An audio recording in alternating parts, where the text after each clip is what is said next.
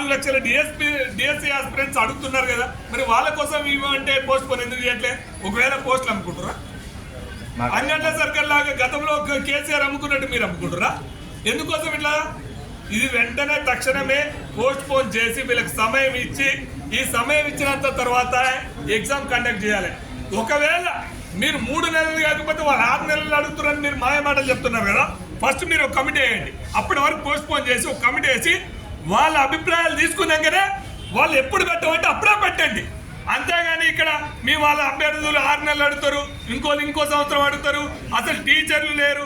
ఇవాళ టీచర్లు లేరు అడుగుతున్నాం. మరి గురుకులాలు వాళ్ళు కూడా పేద పిల్లలే కదా, గురుకులాలు కూడా టీచర్లే కదా, మరి వాళ్ళకి ఎందుకు పోస్టింగ్ ఇవ్వలే?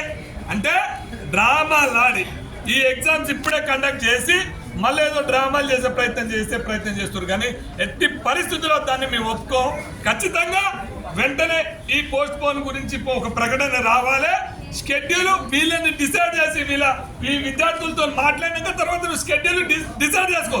కానీ పోస్ట్ పోన్ ప్రకటన అనేది ఈరోజు రావాలి.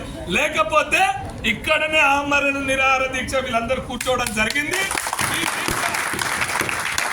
ఈ దీక్ష మిస్టర్ ముఖ్యమంత్రి, ఈ దీక్ష ఒక్క పోస్ట్ పోన్ తో పోదు. మళ్ళీ 25,000 మెగా డిఎస్సీ దాకా కొనసాగుతుంది. గుర్తుపెట్టుకో.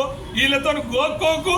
వాళ్ళు అడిగిన సమయం ఇవ్వు. ఫస్ట్ నువ్వు వాళ్ళు అడిగిన సమయం ఇచ్చి వాళ్ళతో అధికారికంగా ప్రకటన ఇచ్చే వరకు కూడా ఈ దీక్ష కొనసాగిస్తుంది.